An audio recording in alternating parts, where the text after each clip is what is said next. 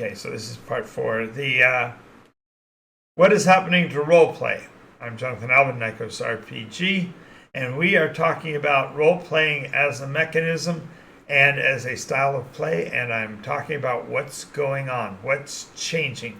And I have not been in the video world very long. I've only been doing about 2-3 years worth of videos, and only a few like this. But the reality is that there is a dynamics change going on in the role play community, and I kind of want to address all of them one at a time.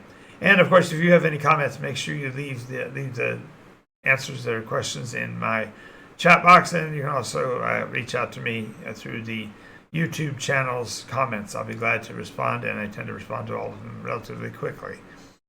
Alrighty, so what we're talking about today again is what is happening to role play. And the first thing, and this has been endemic, it's been happening for a really long time, and that is session stability has suffered. Those of you that have played as long as I have, or even close to as long as I have, remember the time when you could set a schedule and almost set your watch based on that schedule. You knew that every week you were playing your role-play game at such a time, and the players would arrive at such and such a time, and we'd order food or whatever, and you'd be able to do all this planning and projection in advance because you knew everybody was going to be there every session. Well, the world has ramped up, partially because of helicopter parenting for the teenagers and such, partially for the necessarily more busy lives that we provide to our children than they were before. And for adults, it's certainly been a matter of things like work shift changes, and not to walk around the elephant in the room, but COVID certainly did its damage to the idea of a regularly occurring session. Now, to be truthful, the entire internet is a place that allows us to become more stable, and so many of my role-play games are more stable once they're being played online. But even those are suffering as people's schedules change, communication becomes more difficult, perhaps we live farther away from each other, and all of these triggers just cause the stability of your game sessions to suffer. So my recommendation is to figure out what the most likely collection of days would be and schedule them in advance and give enough time for there to be some adjustment.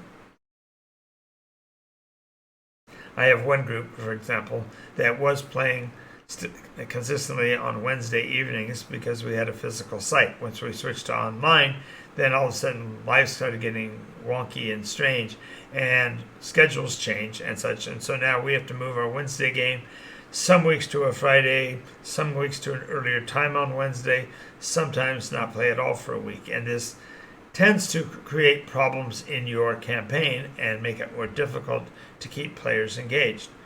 So just realize that the session's stability is an issue and will be for the foreseeable future. At the same time, and for a very different reason, character backgrounds are bloating again. And this is an element of role-playing that, quite frankly, I don't quite understand as a game master with close to 5 decades of experience. Many players learn to play by picking up dice and a pencil and just going to town, and your conflicts and your background and everything all came from play. In other words, when you went into a village, you could determine whether or not there was somebody there to which you were related, and maybe you could find out whether or not there's somebody who knew your parents or whatever. But in today's world, players are told fundamentally in the rules of role-play games to build a backstory, and they're warned to do so that the game master has something to do. I'm paraphrasing a bit, but the reality is that the concept of creating a backstory really is the opposite of what a player should do with a game master, because the game master definitely wants to tell a story that includes the player. And when you cut out the historical half of the character's life, the game master is more greatly challenged with what they can do with that player. And with the open-ended methodology for creating background stories nowadays, a player could have written an entire campaign into his background. I was presented with one just the other day. It was just a sample for somebody else's game, but the write up, the actual written up document, was a page and a half at regular, 12-point pitch, single space. It was close to 1,000 words, and when you have put that much effort into a written document, you pretty much we all tend to close loops. And so if we build a background story, we really want it to have unfinished loops so the game master can link in. But the way backgrounds are being built, persona are coming into the world basically bulletproof. The player's character already knows why he's there, what he's doing, what he's planning on doing, what he's going to do at such and such a level, etc. And these kinds of backgrounds are just ridiculous, and they really harm the game from the standpoint of interfering with the very element of role-playing.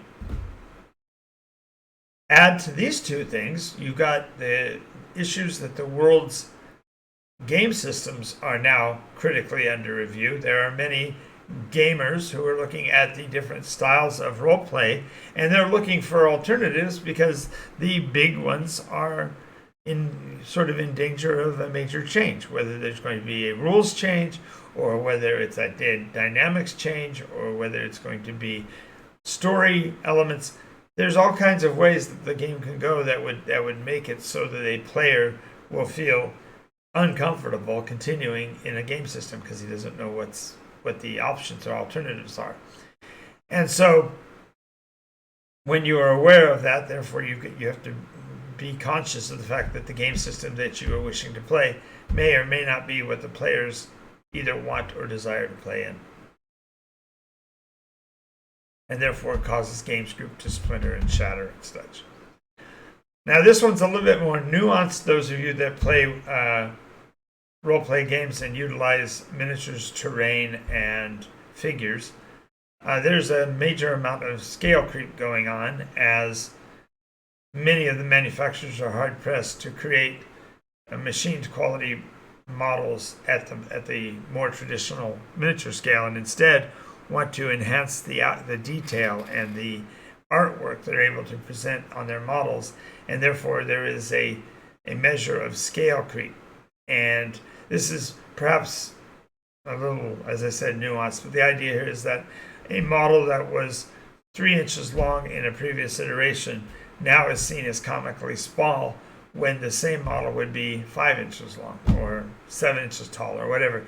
And the idea here is that the terrain holders, people who play with the models, are now being pressured to be buying more new materials, and they're all slightly larger creep, and so eventually the model will be a one-to-one comparison, right? So I mean, of course that's ridiculous, but the idea here is that the idea of scale creep is a very real effect. If I buy a model and I'm happy with it as my persona, and I come to the session and 4 sessions later somebody else has got a model that's bigger, better detail and such, I'm going to feel pressured to have to change that, and that may drive me completely out of playing the game as well. And so these elemental changes really lead up to what I'm considering to be a new gang of gatekeepers.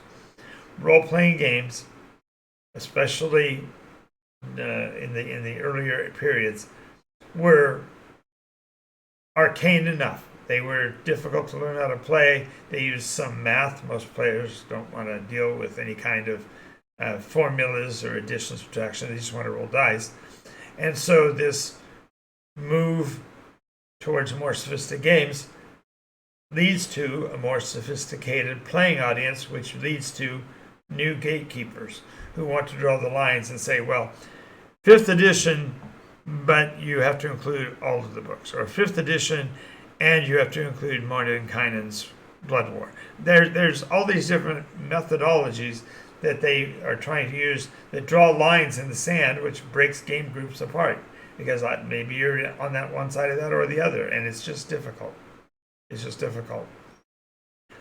Take that and then now merge it with the awareness of the major RPG companies that they haven't developed an internal IP, and now they're pushing for story streamlining, that the games that are played at a game store fall into a series of books they're currently trying to sell, and therefore try to streamline the games groups to play the same adventures, and therefore see the same villains, see the same monsters, see the same everything, because that way it'll create a uniformization which will help with developing an IP.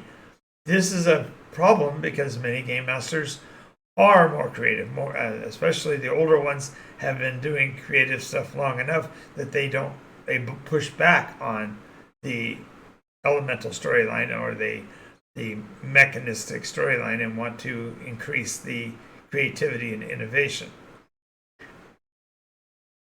Now, there's also, in addition to that, there's a new pressure that's come upon us, and I think it's because there have been such a number of game masters who have considered the amount of work it takes to be a storyteller no longer worth their effort, and so there are great numbers of tables of veteran game masters who are sitting across from a new game master, and this is a recipe for destruction, in that a veteran player, knowing the rules as well, if not better, than the game master, can certainly manipulate and guide the game master to decisions that favor the player's actions and undermine the very drama they were trying to create. I'm not saying that you have to have a drama in your game to make it a role-play game, although it helps. I am saying that a group of veteran players can actually run rings around game masters, and I have to admit that I'm as at fault for that in the past as anybody else.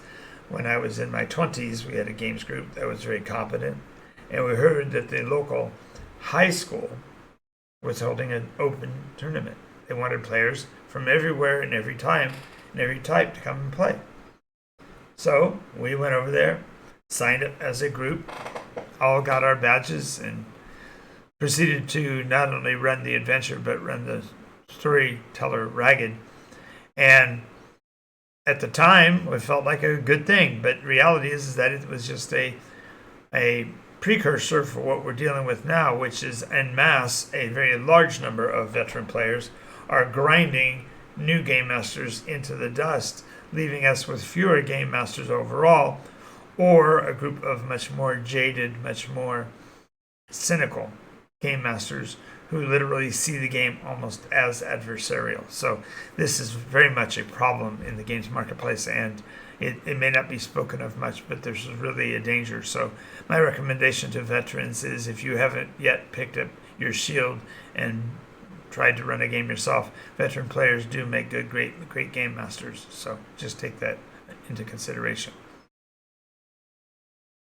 Now, this gradual push towards streamlining, along with new game masters, is leading to many storytellers looking online to talk about with each other about how to handle encounters and how to handle certain NPCs and such. And this is leading to an increased focus on imitation and a reduced intensity of ingenuity. Because if you work out there on the wire all alone, you don't have anybody to protect you but yourself. And so therefore, a player, a game master who has spoken with other game masters and has kind of worked out how a scene should play out, feels more confident, because if nothing else, he can always point to the others and say, well, this is the way they did it.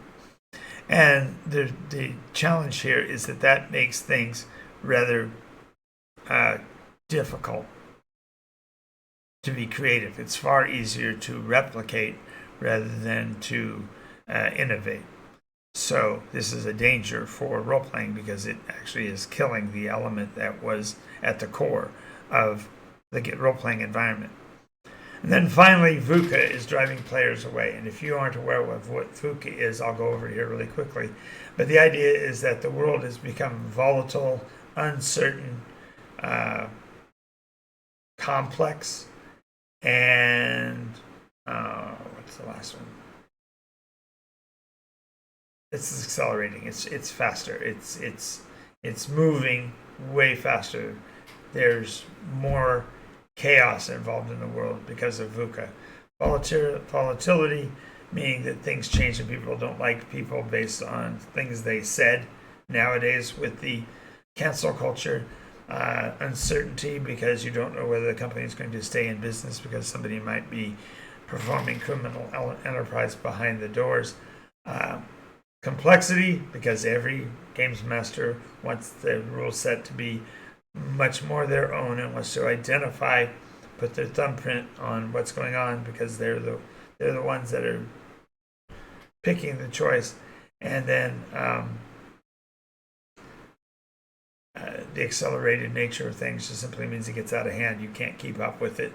The number of new game products that are coming out for role-playing games has always been on an acceleration curve, and arguably there are more properties out there with more new titles than even I was involved with when I was in the games business professionally. So all of these things are driving people away from role-play games.